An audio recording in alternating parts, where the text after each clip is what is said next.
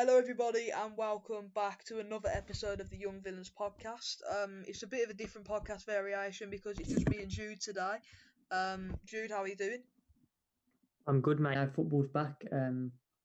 Starting to get a lot more content out, and this being one of them. Just quickly talk about Ben not being on. It's weird, isn't it? Because Ben's been part of every single podcast we've done, and now he's not available. So it's just me and you, which hasn't been done before. It's a bit weird. Look, having been there, it's a different opinion, and it's always good to have different opinions on the Yeah. podcast. And from a technical point of view, he often helps us out because, we're not great technical wise when it comes to Discord. Yeah, we're recording this on Zoom because literally Discord is a nightmare. Like I've tried plugging different headsets in, and my input device just isn't working. Like if you don't use a computer, if you're listening to this on your phone and you don't have access to a computer, you probably don't even know what we're going on about.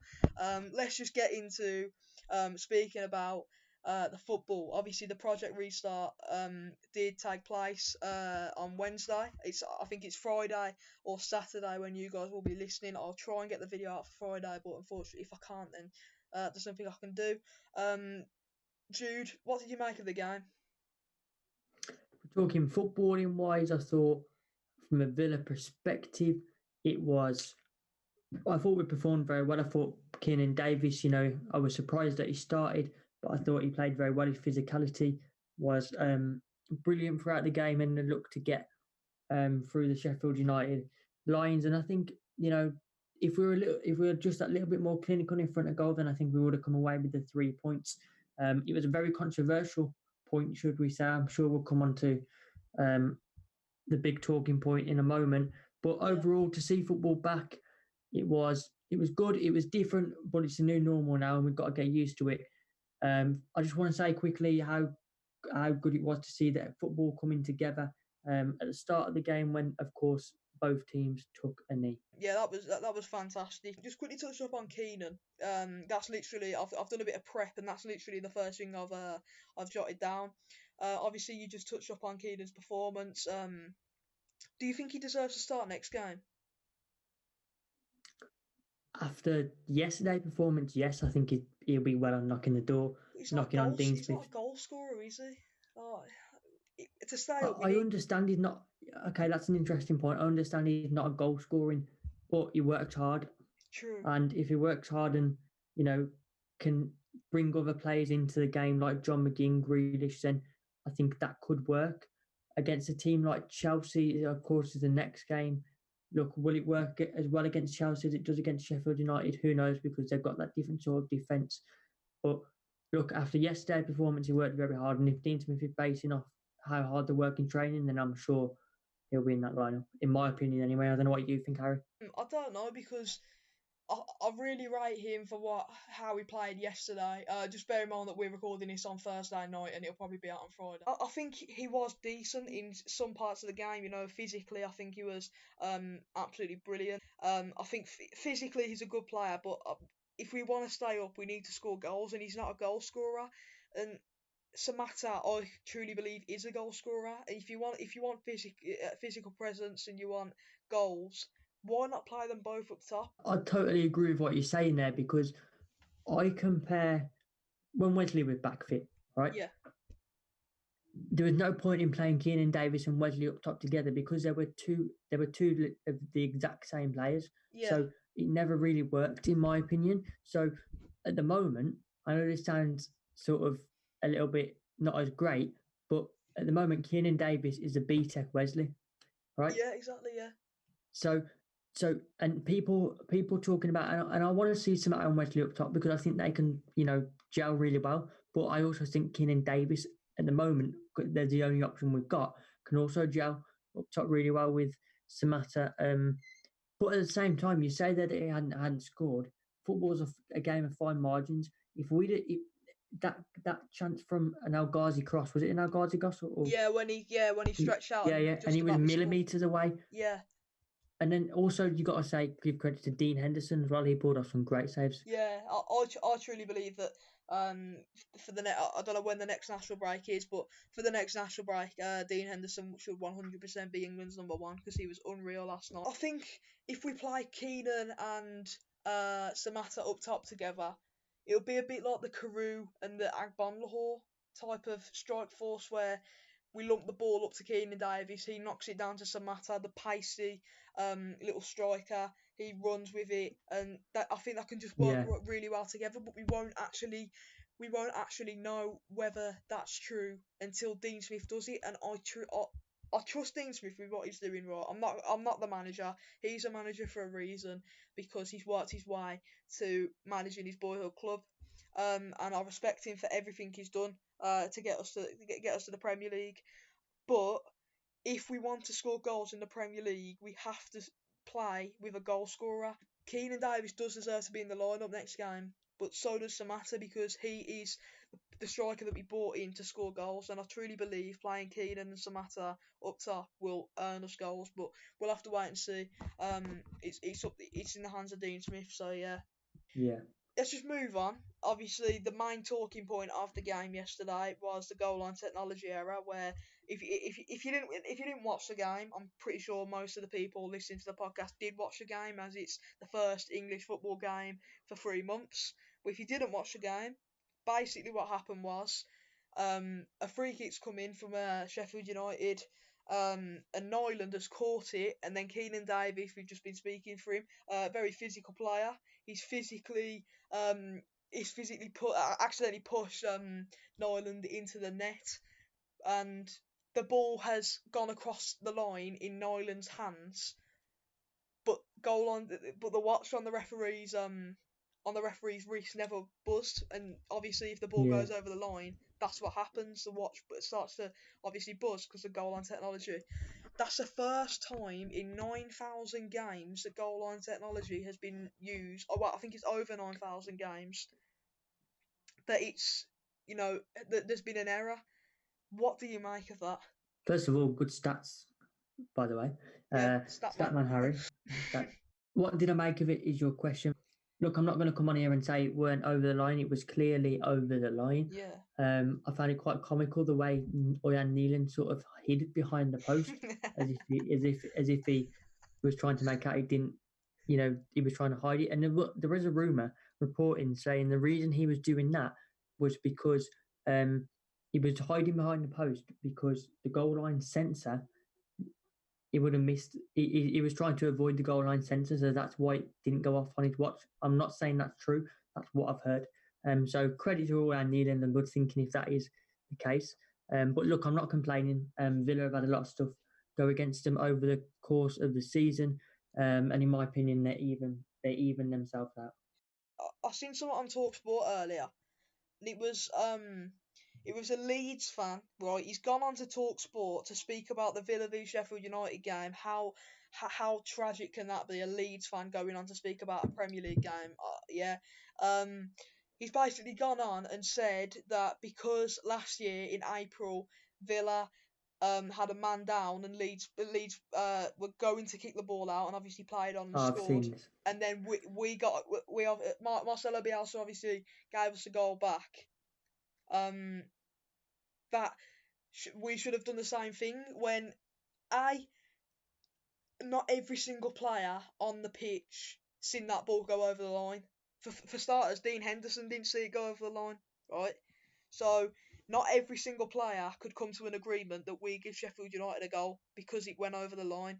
Two, Leeds choosing to play on after slowing the play down whilst we've got a man down um, is their fault. Goal line technology having an error. I don't know what the error actually was or what caused the error, but the fact is that error was not our fault. No, I just think the circumstances against Leeds last season is, you know, uncomparable to what happened last night. And Yeah, I think it two was a different scenarios. technology error. And if we're in a relegation battle, we need all the points we can get. And then from Christian Wilder's point of view, if that happened, put himself in his shoes, I'm sure he wouldn't have done the same thing. So look, what's happened. the football world is always going to get, we're all going to get divided opinions on it. We're all entitled to our own opinions, but we've got to move on. And it's a point in the bag that hopefully, if that's a point at the end of the season that Keeps helps us up. Villa stay up, then I'm all for it. That sort of gives us the point that we should have got at Palace away a couple of months ago, well, nearly last year now, because obviously, if you don't know what went on at Sheffield, no, not Sheffield, Palace away, basically, Yeah. last minute, we were 1-0 down. Grealish just took the ball into the box, laid it off to Lansbury, and obviously been tripped up. And Lansbury's put the ball in the net.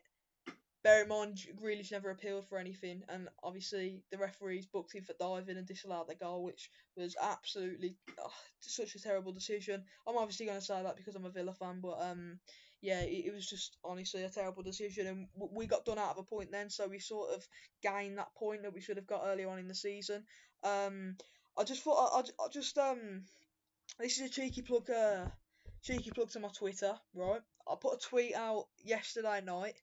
Um, and it was a picture of I basically said revenge is a dish best served cold. That was the caption, and it's got 1,464 likes and 321 retweets. And there's two pictures.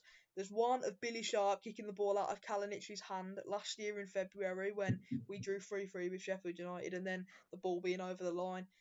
I don't know whether you've seen that, but I've got quite a lot of bites from Sheffield United fans. I don't know whether you do remember, but Sharp got the ball Yeah, booted out no, of his no, no. hand. I know what you're on about, mate. I can, Yeah, I totally remember it. And look, is it revenge? Who knows, mate? At the end of the day, we're two teams in the Premier League now, and yeah, one's fighting for their lives at the bottom of it in Aston Villa, and the other one's fighting for a Champions League spot unexpectedly. So that's that's where we're at now. yeah. Obviously John McGinn returned. What did you make of his first game back? You know what? I thought he did, relatively okay. I thought from he lasted a lot longer than I thought he would, Yeah, and with Keenan, we know, and we've talked a lot about Keenan in this podcast, but with Keenan, with the physical presence he was, that allowed for John McGinn, Conor Horan to, drop into that like centre forward role, if that makes sense, and it allowed the midfielders to get forward. Um, and I thought overall McGinn's performance, considering it was his first game back, he didn't have he didn't have a massive impact, but you were never going to expect him to have a greater impact in his first game back. yeah, But he had a few chances. Um, the one stands out, of course, is the one that a spectacular save from Dean Henderson. I just think the way he programmed that John McGinn, it was just too easy for his body. His body language was too easy to read for Dean Henderson, and he already knew before he hit the ball. yeah. But look, I'm looking forward to seeing what John McGinn is like over the next coming games, and I do think he can score us a few goals and hopefully help in our promotion fight. Relegation fight. I mean relegation fight. Nah, it don't matter. I'm sure the viewers will know what you're on about. Just quickly then, based on that performance, do you actually think we will stay up? Well, I said before the game, I wanted to see some fight Yeah, um, and passion, and I yeah, think we showed that. yeah. So, We certainly did. Yeah. and in my opinion, in hindsight, a point against Sheffield United isn't a bad result considering the circumstances. So, I I definitely I definitely think we can stay up. In these podcasts, we are going to discuss the previous game and then the upcoming game. So it's going to be sort of a review and then a preview in the same podcast because we don't want to make two separate podcasts because it'll just be a nightmare. Um, obviously we got Chelsea this Sunday it'll be on Father's Day. Just talk about the upcoming Chelsea game. What are your predictions based on the Sheffield United game? So take our performance, right? What do you think the score will be based on that performance? I haven't seen yesterday's performance. I think I've got a lot more confidence Yeah, than I did prior to yesterday's game. I still think Chelsea will be a very tough game. Like I said on our live video we did, I think there'll be a feel good feeling around feel good factor, sorry, around Chelsea at the moment. They've just today announced Timo Werner, so I think that will give the dressing room a lift. You asked me what my predictions are. I'll go 1-1. Okay. Yeah. What did I say 1-1 or 2-2 on that live video? I can't I remember. think you said 2-2, mate. I can't remember. If I'm gonna give a prediction now, based on that performance, I'm gonna say my head size will lose 2-0. My heart size will get a win 1-0. I doubt that'll happen, but I'm going with my heart 1-0 Villa. Just quickly then, before we wrap it up, let's just talk about the reverse fixture at Stamford Bridge. What do you think we need to do to get a better result and not lose again and not improve on that game, that specific game? Obviously, it was in December. What do you personally think we should do to improve? I thought against Chelsea, if I'm honest, I didn't watch that game. I think that's the only game I haven't watched that season. Yeah. What it was on? But It was on Amazon Prime, weren't it? yeah, I didn't watch it because I was at another football match. I got invited to one, so Oh, right, um, okay. but yeah, I was trying to watch it on my phone. I remember.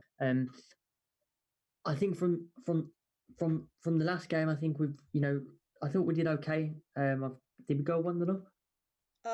No, Tammy scored for them.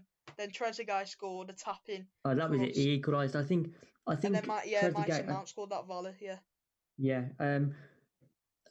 It was all Chelsea, wasn't it? That game. I remember now. It's coming back to me. It was all yeah, Chelsea that game, and we struggled to really get a foothold in it. So I think if we can sort of somehow control the first half and sort of contain them, and then go at them in the second half, I think that could possibly work.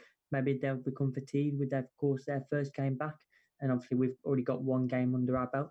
So um, hopefully fatigue can help us out a little bit. yeah. Have you got anything you want to say before we wrap it up, Jude? No, I'm just delighted that football is back in some form, and I'll sure be glued to my TV tomorrow. Who are playing tomorrow? Norwich and Southampton, I believe. Well, it'll be Um, tonight. Tonight it'll be tonight for the viewers. Tonight yeah, it so is tonight, Norwich v Southampton, and is it United Spurs? I yeah, think it is. United Tottenham. Yeah. In fact, yeah, yeah, United Tottenham, of course. So, um, yeah, I'll be looking forward to watching them, and yeah, just like the football is back. Yeah. Before we go, I just want to say, like the video if you did enjoy. Follow us on Spotify, Apple Podcasts, subscribe to our YouTube channel, subscribe to me, Jude, and if you fancy Ben, obviously Ben isn't in this podcast, but we will. I'm hoping he'll be in the next one.